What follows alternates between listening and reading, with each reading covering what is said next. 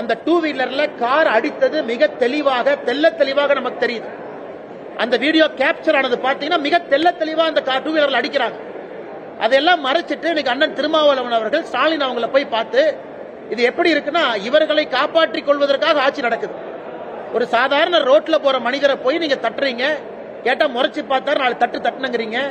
அதுக்கப்புறம் மருத்துவமனையில போய் நெஞ்சு வலின்னு படுத்திருந்தா அதையும் கேவலப்படுத்துறீங்க. அதை கேள்வி கேட்டா என்னைய மிரட்டுறீங்க. அதை தாண்டி முதலமைச்சரை போய் பார்த்து கம்ப்ளைண்ட் கொடுப்பீங்க.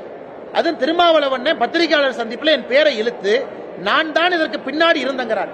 அந்த டூ வீலர் காரலையும் தெரியாது, யாருன்னே தெரியாது. நான் சாமானிய மனிதனாக குரல் கொடுக்கின்றேன். என்னை போல நீங்களும் குரல் கொடுக்கிறீங்க. அதனால திருமாவளவன் அவர்கள் இதெல்லாம் விட்டுட்டு நாகரிகமான அரசியலுக்கு வரணும். இது போன்ற வன்முறை, வெறுப்பு அரசியல், மிரட்டுவது, ரோட்ல போறவங்களை இடிப்பது, கேள்வி கேட்டா அடிக்க போவது, இது எந்த விதமான அரசியல்? இவங்க தமிழ்நாட்டில் என்ன மாற்றத்தை கொடுக்க போறாங்க? இவர்களால் என்ன மாற்றம் நடக்கும்?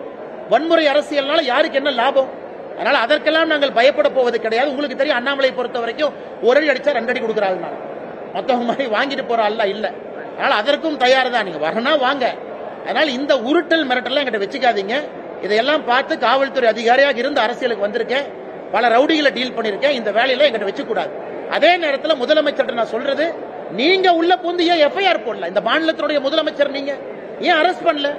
மிக தெளிவாக ரோட்ல வன்முறை நடந்திருக்கு. உங்களுடைய கூட்டணி கட்சியை சார்ந்தவங்க எம்பி கார்ல இருக்காரு, அவர் இறங்குறாரு, சுத்தி அத்தனை பேர் இருக்காங்க. அப்ப முதலமைச்சர் அவர்கள் சாமானிய மனிதனுக்கு ஒரு பாதுகாப்பு கொடுக்க முடியலனா காவல்துறையினுடைய அமைச்சராக இருக்கக்கூடிய மு.க. ஸ்டாலின் அவர்கள் அந்த பதவியில் உட்காரணுமா? ஒரு சாமானிய மனிதனுடைய பாதுகாப்பை உறுதி செய்ய முடியவில்லை என்றால் முதலமைச்சர் என்கின்ற நாட்கள் எதுக்கு வேணும்? அப்ப சாமானிய மனிதனுடைய பாதுகாப்பு முக்கியம் இல்ல, கூட்டணி கட்சி அண்ணா திருமாவளவன் தான் முக்கியம் என்று முதலமைச்சர் அவரும் முடிவெடுத்துட்டார். இதை தமிழக மக்கள் அண்ணா இன்னைக்கு அந்த காலம் மாதிரி இல்ல, டிவியில நீங்க அத்தனை ஆங்கிள் போட்டோ எடுக்கிறீங்க, இந்த ஆங்கிள் அந்த ஆங்கிள் போடுறீங்க, தனியார் தொலைக்காட்சி எல்லாத்தையும் நம்ம பாக்குறோம், வேறு வேறு ஆங்கிள் காட்டுறீங்க. சாமானிய மனிதனுக்கு தெரிந்துவிடும் யார் ஏமாத்துறாங்க, யாரு பொய் சொல்றாங்க. அதனால் முதலமைச்சர் இதில் தலையிட்டு நடவடிக்கை எடுத்து காவல்துறையினுடைய மானத்தையும் அரசனுடைய மானத்தையும் காப்பாற்றும். அன்பு சகோதரர்களே, சகோதரிகளே, இன்று நம்முடைய சட்டப்பேரவையில் மாண்புமிகு முதலமைச்சர் ஐயா ஸ்டாலின் அவர்கள் கரூரில் செப்டம்பர் 27ஆம் தேதி சாயங்காலம் நடந்த அந்த அரசியல் கூட்ட நிகழ்வுல 41 அப்பாவி பொதுமக்கள் தங்களுடைய உயிரை இழந்திருக்கின்றார்கள். அது சம்பந்தமாக முதலமைச்சர் அவர்கள் பேசுகின்ற பொழுது வழக்கம் போல அரசின் மீது தவறில்லை என்றும் காவல்துறையின் மீது தவறில்லை என்றும் பேசியிருக்கின்றார்கள். அதே நேரத்தில் கரூரில் காவல்துறை பந்தோபஸ்த் கொடுத்தது மொத்தமாக 606 பேர் அந்த அரசியல் கூட்டத்திற்கு காவல்துறை பாதுகாப்பு அளித்தார்கள் என்று சொல்லியிருக்கின்றார். 28 செப்டம்பர் கரூரில் நடந்த பத்திரிகையாளர் சந்திப்பில் ஏடிஜிபி திரு டேவிட்சன் அவர்கள் 500 பேர் பாதுகாப்பில் இருந்ததாக சொல்லியிருக்கின்றார். இன்று காவல்துறை ஒரு பத்திரிகையாளர் செய்தி குறிப்பு வெளியிட்டிருக்கிறாங்க. அதுல சம்பவ இடத்துல 350 பேர் இருப்பதாக சொல்லியிருக்கின்றார். மிச்சம் 150 பேர் வேறு வேறு இடத்துல இருந்தாங்க. இன்று இந்த வழக்கு சிபிஐக்கு மாற்றப்பட்ட பிறகு தமிழக அரசினுடைய முதலமைச்சர் ஒரு நம்பர் சொல்றாங்க 606, ஏடிஜிபி கரூர்ல 500, 28 செப்டம்பர்ல. இன்னைக்கு வந்திருக்கக்கூடிய காவல்துறை செய்தி குறிப்பு சம்பந்தப்பட்ட இடத்துல பந்தோபஸ்த் என்பது 350. இதுல இருந்தே நமக்கு பல விஷயம் தெரியுது. நிகழ்ச்சி எல்லாம் நடந்து முடிந்து அப்பாவி பொதுமக்கள் எல்லாம் இறந்த பிறகு இன்னைக்கு வழக்கு சிபிஐக்கு போன பிறகு முன்னுக்கு முரணாக பல விஷயங்களை தமிழக அரசு, அதுவும் குறிப்பாக சட்டப்பேரவையில் சொல்லிக் கொண்டிருக்கின்றார்கள்.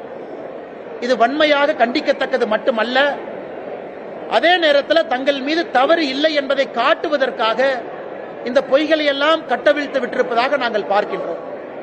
இது முதல் விஷயங்கள். இரண்டாவது, உச்சநீதிமன்றம் சில கருத்துக்களை சொல்லி இருக்கின்றார்கள். காவல்துறையின் மீது தவறு, அரசு அதிகாரிகள் செய்திருக்கக்கூடிய தவறு. சென்னை உயர்நீதிமன்றத்திலேயே சில கருத்துக்கள் பதிவாகி இருக்கிறது. ஆனா முதலமைச்சர் அவர்கள் இன்னைக்கு பேசியிருக்கக்கூடிய விஷயத்தெல்லாம் பார்க்கும் பொழுது அரசின் மீதோ அங்க இருக்கக்கூடிய அதிகாரிகள் மீதோ அங்க இருக்கக்கூடிய காவல்துறையின் மீதும் எந்த தவறும் இல்லை என்பதை போல் பேசிக் கொண்டிருக்கின்றார்கள்.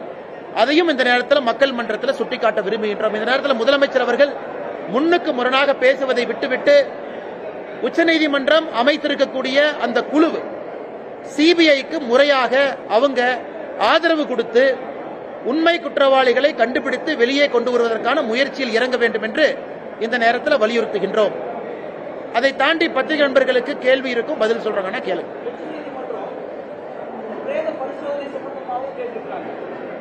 உச்சநீதிமன்றத்தினுடைய அந்த அப்சர்வேஷனை பார்க்கும் பொழுது தமிழக அரசு சொல்லி இருக்கின்றார்கள், காலையில் அதிகாலை, அதாவது 28 செப்டம்பர் அதிகாலை 1:45 மணிக்கு முதல் போஸ்ட்மார்ட்டம் செய்ய ஆரம்பித்தோம்.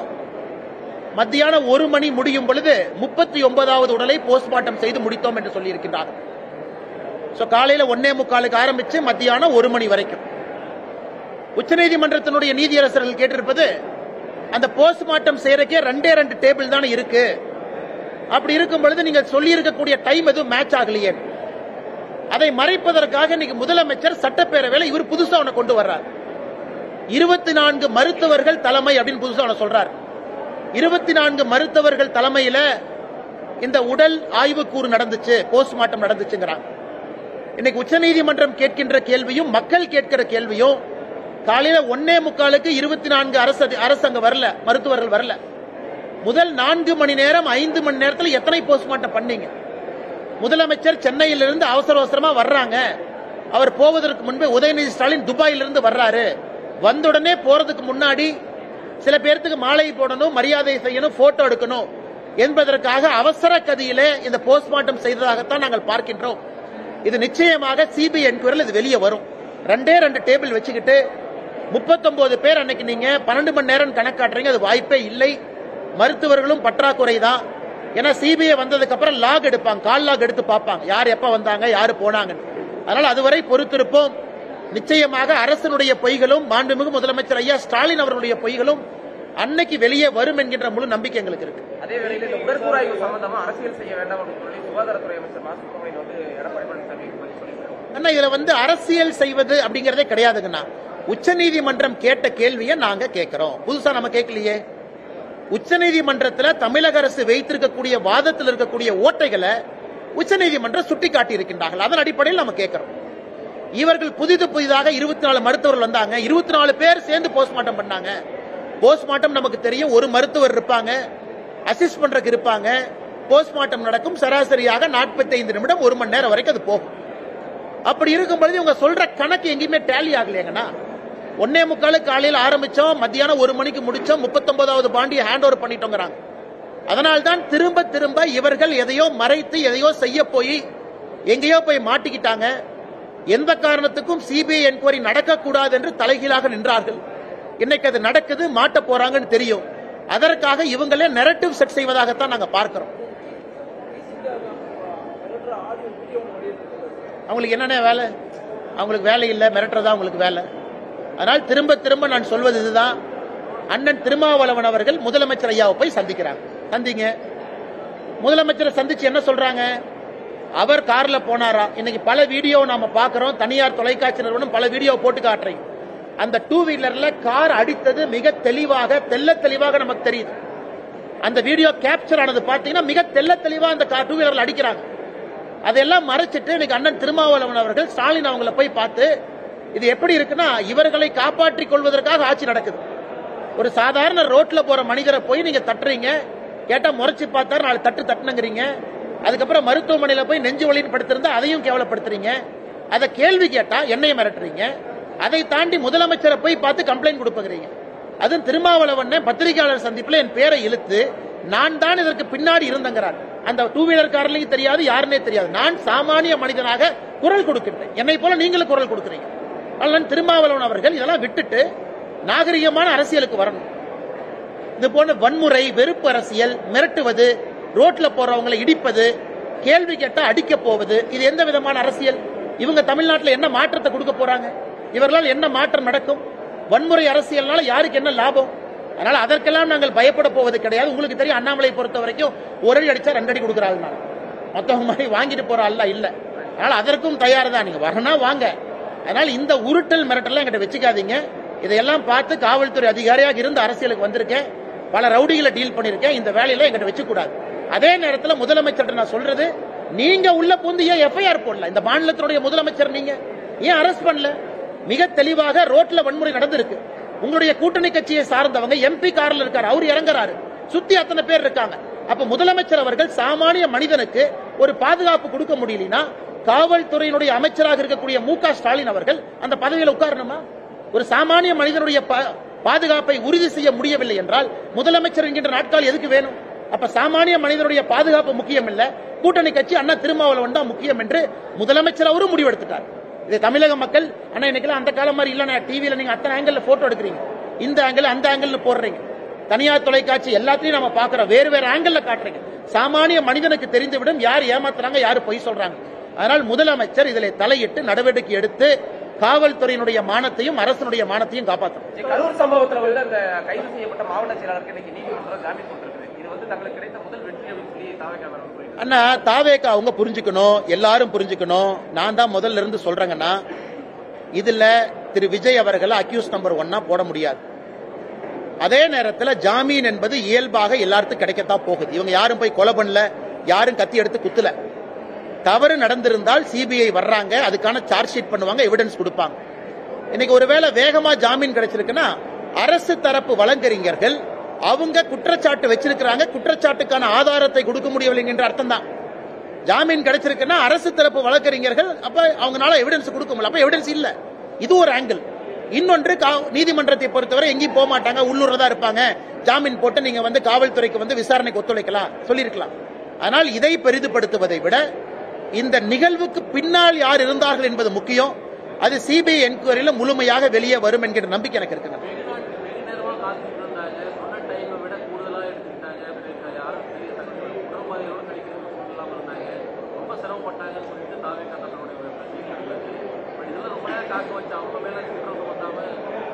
அண்ணா இன்னைக்கு வந்து காவல்துறை அவர்களுக்கு எப்போது வேண்டுமானாலும் ஒரு கூட்டத்தை கலைப்பதற்கான முழு அதிகாரம் இருக்கு.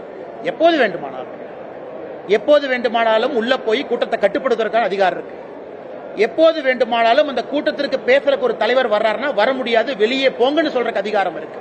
அந்த அதிகாரத்தை ஏன் பயன்படுத்தவில்லை என்று கேட்கின்றோம். கேள்வி 1. இரண்டாவது, நீங்க சொல்ற பிரச்சனை நடந்திருக்கலாம், ஆமாம், இல்லை என்று நான் சொல்லல. இன்னைக்கு அதையெல்லாம் நீங்க மறந்துட்டு இவங்க மட்டும்தான் தப்பு பண்ணாங்க, நாங்க தப்பே பண்ணலன்னு சொல்றதுதான் நாங்க கேள்வி கேட்கிறோம். நாங்களும் தவறு செய்திருக்கோம் ஒத்துக்குங்க. கட்சி தவறு செய்திருக்கா முதல்ல இருந்து நாங்க சொல்றோம். கட்சி தவறு செய்திருந்தால் நடவடிக்கை எடுங்க. அரசு எங்க மேல எந்த தப்பு இல்ல, நாங்க நிரபராதிகள், எங்கேயும் ஒரு தவறும் அரசு சார்பில் நடக்கலின்னு முதலமைச்சர் அவர்கள் கரூரில் இருந்து சொல்றாங்க. அதைத்தான் திரும்ப திரும்ப சொல்றோம். இல்லை, அரசும் தவறு செய்திருக்கின்றது, உங்க மேல நிறைய தவறு இருக்கு, அதிகமான முக்கியத்துவம் உங்களுக்கு தான், ஏன்னா உங்க கையில தான் அதிகாரம் இருக்கு. அதை மறைத்து விட்டு ஏன் ஒருவர் மீது பழியை போட முயற்சிக்கின்றீர்கள் என்பது எங்களுடைய கேள்வி.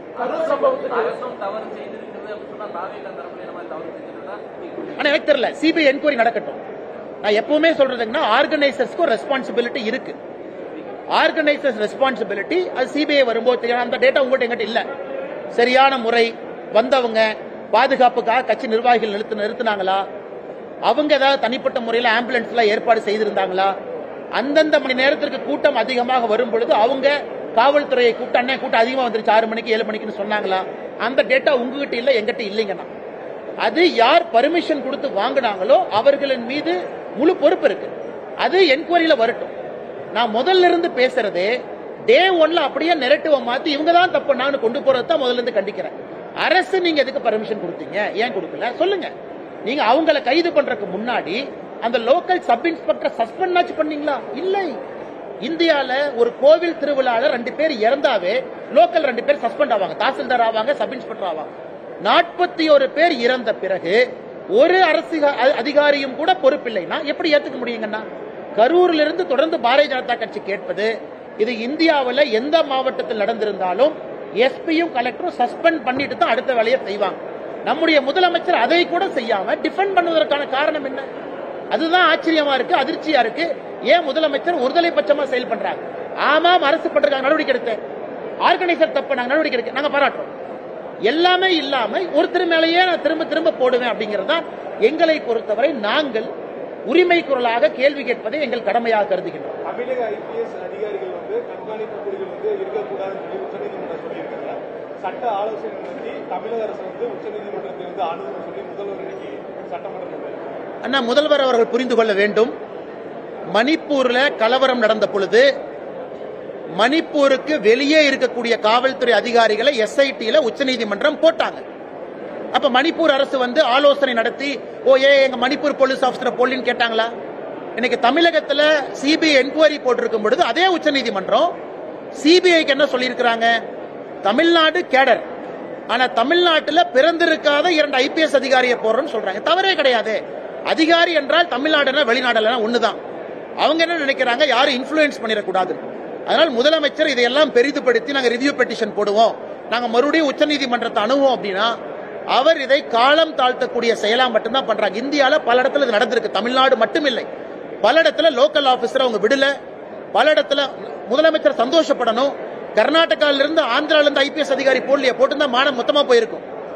தமிழ்நாடு ஐபிஎஸ் அதிகாரி யாரையும் போடாம மணிப்பூர் மாதிரி கர்நாடகா, ஆந்திரா, மகாராஷ்டிரான்னு போட்டுந்தா இன்னைக்கு அட்லீஸ்ட் அதிகாரிகள் தமிழ்நாடு கேடர்ல இருக்கிற அதிகாரிகள் தானே. இதை எதுக்கு முதலமைச்சர் அரசியல் படுத்துறாரு? கரூர் சம்பவத்துக்கு துக்கம் அனுசரிக்கும் விதமா சட்டமன்றத்தில் அதிமுக சட்டமன்ற உறுப்பினர்கள் கருப்பு பேட்ச் அடிச்சுட்டு போறாங்க. அது ரத்த கொதிப்பான்னு சொல்லி அமைச்சரும் சபாநாயகரும் கிண்டல் பண்ணியிருக்காங்க. அண்ணா, சபாநாயகரை பொறுத்தவரை அவருடைய செயல்பாடு கடந்த 4.5 ஆண்டுகள் பாத்தீங்கன்னா ஒரு திமுக தொண்டனை விட மிகச் சிறப்பாக இருக்கிறது. முழுசா 100 மார்க் கொடுத்துடலாம். திமுக தொண்டன் கூட கட்சி அந்த அளவுக்கு டிஃபெண்ட் பண்ணல. சபாநாயகர் முழுமையாக திமுகவை டிஃபெண்ட் பண்ணி 100க்கு 100 மார்க் வாங்கியிருக்காரு. முழு பாராட்டு அவருக்கு. ஆனா சபாநாயகர் வேலையை ஒரு நாளும் செய்யல. அவர் சபாநாயகர் இருக்கையில் அமர்ந்து கொண்டு அவர் இத்தனை காலமாக செய்வதெல்லாம் திமுக தொண்ட வேலை தான். இது மட்டும் இல்ல, இன்னைக்கு நம்முடைய பாரதிய ஜனதா கட்சியினுடைய 4 எம்எல்ஏக்கள், நம்முடைய மாநில தலைவர் அண்ணன் நயினார் நாகேந்திரன் அவர்கள், நம்முடைய கோயம்புத்தூர் தெற்கு தொகுதி எம்எல்ஏ அக்கா வானதி ஸ்ரீனிவாசன் அவர்கள், மொடக்குறிச்சி சரஸ்வதி அம்மா, நம்முடைய காந்தி ஐயாவை பல இடத்துல சபாநாயகர் அவமானப்படுத்தியிருக்கார். மைக் ஆஃப் பண்றது, அவங்க பேசும்போது ஏளனமா பார்க்கிறது, இது கடந்த 4.5 ஆண்டுகள்ல தொடர்ச்சியா செய்யறாங்க. இன்னைக்கு அனைத்து இந்திய அண்ணா திராவிட முன்னேற்ற கழகத்தினுடைய சட்டமன்ற உறுப்பினர்கள் அந்த கருப்பு பேட்ச் அணிந்திருக்கும் பொழுது அதையும் மிக கேவலமாக சித்தரிச்சிருக்கிறாங்க. அந்த அளவுக்கு தான் மனிதாபிமானம் இருக்கு. நேத்து ஒருத்தர் சொல்றாரு, நாங்க இதையெல்லாம் தாண்டுவோம், இதெல்லாம் டிராமா தான், இதெல்லாம் தாண்டி மக்கள் ஓட்டு போடுறாங்க. எப்படி ஓட்டு போடுவாங்கன்னா, தினமும் இது போன்று நீங்க அசிங்கமா பேசுறீங்க, மோசமா பேசுறீங்கன்னா மக்கள் எப்படி உங்க பக்கம் வருவாங்க? அதனால இது மக்கள் மன்றத்தில் மட்டும்தாங்க நான் தீர்ப்பு, வேற எங்கேயும் தீர்ப்பு இல்ல. சபாநாயகர் மோசமாக நடந்து கொண்டதற்கு எஸ்ஐடி நான் வைக்க முடியும். 2026 மக்கள் மன்றத்தில் சரியான மக்கள் தீர்ப்பு எழுதுவார்கள் என்று நம்புவோம். கரூர் விவகாரத்துல முதல்வர் வந்து பதற்றமடைந்து பயமடைந்து இருக்கிறாரு அப்படின்னு சொல்லி எடப்பாடி பழனிசாமி வந்து இன்னைக்கு சொல்லியிருக்காரு. அதிமுக வந்து பல்வேறு கேள்விகளை வந்து அங்க முன்வைச்சாங்க. ஆனா வந்து பாத்தீங்கன்னா அமைச்சர்கள் முதல்வரும் மாறி மாறி பழைய, அதாவது கள்ளக்குறிச்சி விவகாரத்தையோ தூத்துக்குடி சம்பவங்களையும் வந்து மேற்கோள் கேட்டு பார்த்தாங்க. ஆனா கரூர் விவகாரத்தை பெரிய அளவு பேசலாம். ஆனா அதனாலதான் பாத்தீங்கன்னா நேத்து நான் வேற எந்த செய்தித்தாளையும் சொல்லிங்கன்னா தினகரன்ல செய்தி வந்துச்சு. தினகரன் வந்து அபிஷியலா திராவிட முன்னேற்ற கழகத்திற்கு தொடர்பு இருக்கக்கூடிய ஒரு செய்தி நிறுவனம், அவங்க இருக்கிறாங்க. நல்லது. தினகரன்ல செய்தி போடுறாங்க, முதலமைச்சர் சிறப்பு ஆலோசனை, ஹிந்திக்கு எதிராக சட்டப்பேரவையில ஒரு சட்டத்தை கொண்டு வருவதற்காக ஆலோசனை தினகரன்ல போடுறாங்க. ஏன்னா இன்னைக்கு இந்த டிபேட் அண்ட் டிஸ்கஷன் நடக்கும்னு தெரியும். இன்னைக்கு காலையில இருந்து டிபேட் அண்ட் டிஸ்கஷன் என்ன? ஹிந்தி படத்தை தடை பண்ண போறாங்களா, ஹிந்தி பாட்டை தடை பண்ண போறாங்களா, ஹிந்தி பேரை தடை பண்ண போறாங்களா? இத மக்கள் மன்றத்தில் பேச வச்சு கரூர் இஷ்யூவா பேசக்கூடாது என்பதை மடைமாற்றும் விதமாக திராவிட முன்னேற்ற கழகம் எடுத்தாங்க. இன்னைக்கு பத்திரிகை நண்பர்கள் கேட்ட பிறகு திமுக சொல்றாங்க, நாங்க அந்த மாதிரி சொல்லவே இல்லையே, நீங்க எதுக்கு பொய் சொல்றீங்க, நீங்க எதுக்கு பதட்டமாகறீங்க? அப்படி இருக்கும் பொழுது தினகரன் செய்தி ட்விட்டர்ல நேத்து எப்படி வந்துச்சு? அதனால் மறைப்பதற்காக பல விஷயத்தை மாத்தி மாத்தி பேசுறீங்க, நேரடியா கேள்விக்கு பதில் சொல்ல மாட்டீங்க.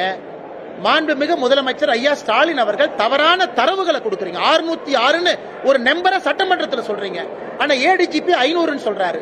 மத்தியானம் ரிலீஸ் பண்ணிருக்கிற பிரஸ் நோட்ல 350ங்கிறீங்க. எப்படி நண்பரோ எனக்கோ உங்களுக்கோ முதலமைச்சரின் மீது நம்பிக்கை வரும்? அதனால முதலமைச்சர் அதிகாரிகள் தவறான வழி நடத்துறாங்களா, இல்ல முதலமைச்சரே தன்னை தவறாக வழி நடத்துறாரா? அவர்தான் நமக்கு சொல்லுங்க.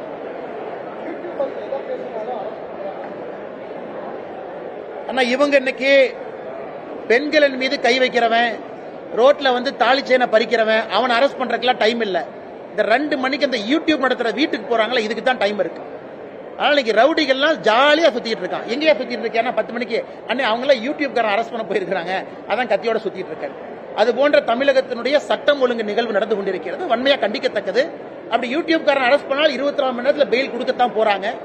எல்லாரும் கருத்துரிமை இருக்கு, பேச்சுரிமை இருக்கு. இதை முதலமைச்சர் நேரடியாக தலையிடணும். யாரோ காவல்துறை பண்றாங்களா, ஏடிஜிபி பண்றாங்களா, டிஜி பண்றாங்கன்னு தெரியல. இதை முதலமைச்சர் தலையிட்டு சரி செய்ய வேண்டும் என்பது எங்களுடைய வேண்டுகோள். குறிப்பிட்ட மாதிரி விஜய வந்து முதல் குற்றவாளியா சேர்க்க முடியாது நீங்க சொல்லிட்டு இருக்கீங்க. ஆனா தமிழக அரசு வந்து உச்சநீதிமன்றத்திலும் சரி நீங்க சட்டமன்றத்திலும் சரி விஜய் வந்து இன்னி வந்து பாதிக்கப்பட்ட மக்களை சந்திக்கல, அந்த இடத்துல வந்து பார்க்கல, உடனே அந்த இடத்துல ஓடிட்டாங்க அப்படிங்கிற தரவுகள் வந்து மீண்டும் சொல்றாங்க. அண்ணே நான் உங்களுக்கு ஏற்கனவே சொன்னேன், நாளைக்கு இன்னொரு அரசியல் கட்சி நடக்கக்கூடாது. கரூர்ல செப்டம்பர் 27ஆம் தேதி டிவிகேல இன்னொரு கட்சியா இருக்கு. அந்த கட்சியினுடைய தலைவராக இருந்தாலும் இதைத்தான் நான் பேசியிருப்பேன். அவங்க திமுகவினுடைய கூட்டணி கட்சியாக இருந்தாலும் இதைத்தான் நான் பேசியிருப்பேன். அந்த தலைவரை அக்யூஸ்ட் ஒன்னா நீங்க சேர்த்த முடியாது. காரணம், நியாயம்னா நியாயம், நேர்மைனா நேர்மை. அதை மாத்தி எல்லாம் பேச விரும்பலீங்கன்னா. அதனால் விஜய் அவர்களுக்கோ யாருக்குமோ ஆதரவு கொடுக்க வேண்டிய அவசியம் இல்லை. நாணயமா நேர்மையா ஒரு விஷயத்தை பார்த்து நான் கருத்து சொல்றேன். அதை எப்படி வேணாலும் திமுக மாத்தி பேசலாம், திருப்பி பேசலாம். இது திமுகவுடைய கூட்டணி கட்சியில இந்த துயர நிகழ்வு நடந்திருந்தாலும் கூட இதைத்தான் நாங்கள் சொல்லி இருப்போம். அவங்க மேல குற்றச்சாட்டு வைக்காதீங்க, முதல்ல அரசு என்ன பண்ணீங்கன்னு சொல்லுங்க ஐயா. ஆனா இதுல கன்வீனியன்டா பொலிட்டிக்கல் கேம் செப்டம்பர் 27 இருந்து திராவிட முன்னேற்ற கழகம் ஆடுவதை தான் தோலுரிச்சு மக்கள் மன்றத்தில் நாங்கள் காட்டிக் கொண்டிருக்கிறோம்.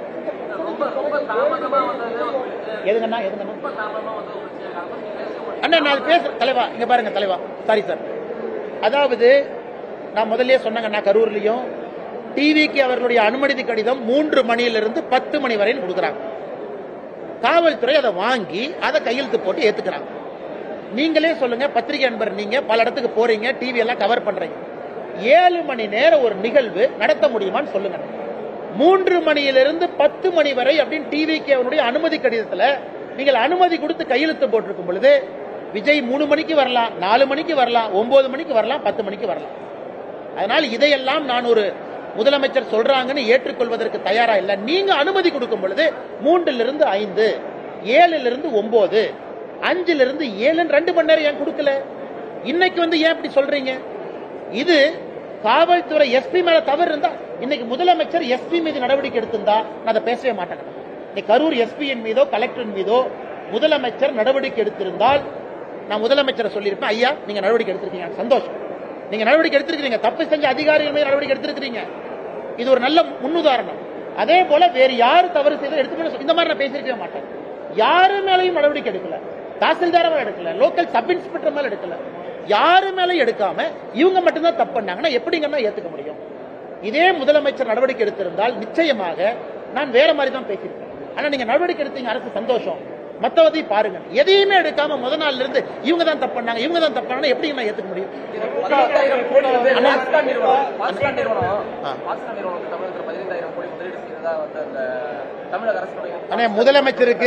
முதலமைச்சருக்கு ஆங்கிலம் தெரியாது, பாக்ஸ்கான் காரங்களுக்கு தமிழ் தெரியாது, அந்த ரூம்ல உட்கார்ந்து என்ன பேசினான்னு உங்களுக்கும் தெரியாது, எனக்கும் தெரியாது. இதை வந்து நம்ம டிஆர்பி ராஜா அண்ணன் ரொம்ப கன்வீனியன்டா பாக்ஸ்கான் வந்தாங்க, ஒரு போட்டோவை போட்டு 15,000 கோடி 14,000 வேலை வாய்ப்பு அப்படி அப்படின்னு அடிச்சு விட்டாரு. பாக்ஸ்கான்காரன் அவன் பல பிரச்சனை அவனுக்கு இருக்கு. ஏன்னா ஆந்திரால இருந்து போன் பண்ணுவாங்க, மகாராஷ்டிரால இருந்து கூப்பிடுவாங்க, ஒரிசால இருந்து கூப்பிடுவாங்க. அதனால பாக்ஸ்கான்காரங்க அப்படியெல்லாம் பொய் சொல்லிட்டுலாம் போக முடியாதுங்க. அவங்க என்ன சொன்னாங்க, ஐயா நாங்க உங்க கூட்டத்துக்காக வரல, 1 ஆண்டுகளுக்கு முன்பே முடிவு செஞ்சோம் இந்த இடத்துல எக்ஸ்பான்ஷன் பண்ணணும், அதுபடித்தான் பண்ணணும்.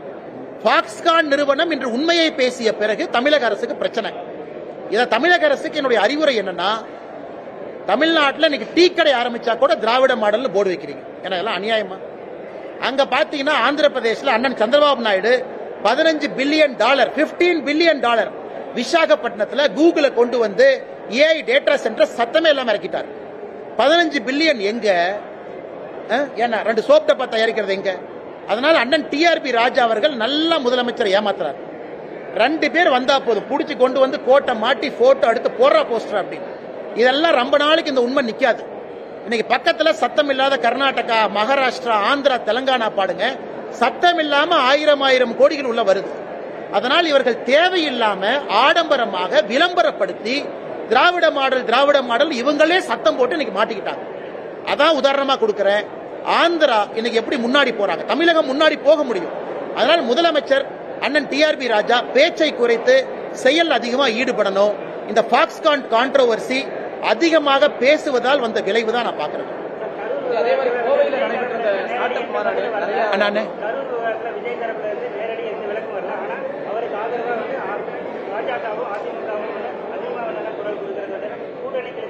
யார் சொல்றாங்கன்னா,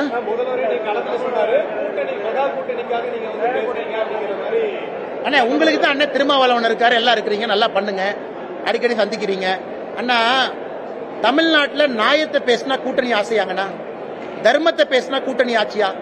நாங்க தான் சொல்றோம் பாருங்க, உங்களுடைய கூட்டணி கட்சி வந்து 27 செப்டம்பர் இந்த நிகழ்வு நடந்திருந்தால் அன்னைக்கும் அந்த தலைவர் நாங்க டிஃபெண்ட் பண்ணிருப்போம். நீங்க அநியாயமாக யாரின் மீதையோ வழக்கை போட வேண்டும் என்று நினைக்கின்றீர்கள். நியாயத்தை பேசும்போது எப்படி அது அநியாயமா மாறுங்கண்ணா? இது முதலமைச்சருக்கும் தெரியும். அதனாலதான் 606, 500, 350 ஒரு நம்பரை பேசுறாங்க. அதே மாதிரி அகமதாபாத்துடைய கட்சி ஆரம்பிக்கிறதுக்கு முன்னாடி அடித்தாயிரத்துக்கு போது அவருக்கு நேரடியாக பார்த்தாங்க பாதிக்கப்பட்ட பெண் தரப்பு. ஆனா அவருடைய கட்சி தொண்டர்கள் 41 பேர் இருந்த பிறகு அவர் இன்னும் அந்த பக்கமே போகல. நியாயமான கேள்வினா இது நீங்க யார்கிட்ட கேட்கணும்? விஜய்கிட்ட கேட்கணும், தமிழக வெற்றி கழகத்திட்ட கேட்கணும். ஆனா முதல்ல இருந்து நான் திரும்ப சொல்வது, எல்லோரும் எவ்வளவு வேகமாக பொறுப்பெடுத்து அதை முழுவதுமாக தன்னுடைய மாரல் ரெஸ்பான்சிபிலிட்டியா ஒரு தலைவன் அதை ஏற்றுக்கொள்ளும் பொழுது அந்த தலைவன் மக்கள் மனசுல உயர்றார். அது ரொம்ப அரசியலுடைய அடிப்படை. மாரல் ரெஸ்பான்சிபிலிட்டி, என்னுடைய பொறுப்பு, நாங்கள் அப்படின்னு. அதனால இன்னைக்கு மக்கள் மன்றத்தில் எல்லோரும் பாக்குறீங்க. இதே கேள்வி நான் முதலமைச்சர் கேட்கலாம், ஐயா நீங்க கரூர் வந்தீங்க, ஏன் கள்ளக்குறிச்சிக்கு போலீங்க? அதனால அதுக்குள்ள நான் போக விரும்பலீங்கன்னா சம்பந்தப்பட்ட தலைவர்கள்ட்ட நீங்க கேட்க போறீங்க. அவங்க சொல்ற பதில்ல மக்கள் சமாதானம் ஆகுறாங்களா ஆகலையா, மக்களுக்கு பிடித்தவர்கள் ஆகிறாங்களா வெறுக்கிறவங்க ஆகிறாங்க, மக்கள் முடிவு பண்ண போறாங்க. அதனால மக்கள் மன்றத்தில் அதை வச்சிருங்க. அகமதாபாத் விமான விபத்துல வந்து பாத்தீங்கன்னா ஐயா அண்ணா, கோயம்புத்தூர்ல ஒரு தனி மனிதர் இது போன்று தன்னுடைய சம்பாதித்திருக்கக்கூடிய சொத்தை வந்து தந்தை இல்லாத 100 குழந்தைகளுக்கு வருடத்திற்கு 10,000 ரூபாய் ஊக்கத்தொகையாக கொடுப்பேன் என்று அண்ணன் பாலாஜி உத்தமராஜ் அவர்கள் உத்தம் பவுண்டேஷன் மூலமா ஒரு அருமையான விஷயத்தை பண்ணியிருக்கிறாங்க. நாம் எல்லாம் இங்க வந்து பங்கேற்றிருக்கின்றோம். தமிழ்நாட்டில் குறிப்பாக நான் நிறைய பேசினேங்கன்னா, கல்வி வந்து வசதி இருக்கவங்களுக்கு ஒரு மாதிரி, வசதி இல்லாதவங்களுக்கு ஒரு மாதிரி இருக்கு. அது ரொம்ப தவறு. இதை நம்ம நிவர்த்தி செய்யணும். இது உடனடியாக அடுத்த 10 ஆண்டுகளுக்குள்ள கல்வி என்பது சமமாக எல்லோருக்கும் வருவதற்கான வாய்ப்பை ஏற்படுத்தி கொடுக்கணும். அதை செய்யணும். அதுவரை ஒரு பாலாஜி உத்தமராஜ் 10, 100, 200, 1000 பேர் வேணும். அண்ணன் பேர் சொல்றேன், பேர் தெரியாதவங்க எத்தனையோ பேர் வேலை செய்யறாங்க. அது போன்ற நல்லவர்கள் நமக்கு நிறைய கிடைக்கும். உடற்குறை சர்ச்சை வந்து அகமதாபாத் விமான விபத்தை மேற்கொண்டு காட்டிக்காங்க. 12 மணி நேரத்துல 29 உடல்கள் வந்து உடற்குறை செய்யப்படுச்சு. அதே மாதிரிதான் இங்க வந்து 5 டேபிள் உள்ள 14 மணி நேரத்துல வந்து 39 உடல்கள் வந்து உடற்குறை செய்யப்படுது. நீங்க வந்து ஒரு தகவல் சொல்லிருக்காங்க. ஆனா இதுல எதுவுமே தவறு சரின்னு நான் சொல்லிங்கன்னா, தமிழ்நாடு அரசு சொல்லி இருக்கக்கூடிய மருத்துவர்கள் எண்ணிக்கைக்கும் டேபிள் எண்ணிக்கைக்கும் 39 நபர்களுக்கும் சம்பந்தம் இல்லைங்கிறதா நம்ம ஆர்குமெண்ட். 24 டாக்டர் காலைல 1:45 வந்தாங்களா இல்லை என்பதுதான் நம்ம ஆர்குமெண்ட். இன்னைக்கு குஜராத் அரசு எனக்கு தெரியாதுங்க டேட்டா, எத்தனை மருத்துவர்கள் எத்தனை டேபிள்ல எத்தனை பேர் பண்ணாங்க, அந்த டேட்டா எல்லாம் என்னால சொல்ல முடியாதுங்கன்னா, தமிழ்நாடு அரசு சொல்லி இருக்கக்கூடிய டேட்டாவை நம்ம கொஸ்டின் பண்றோம். அதைத்தான் உச்சநீதிமன்றமும் கொஸ்டின் பண்ணிருக்காங்க.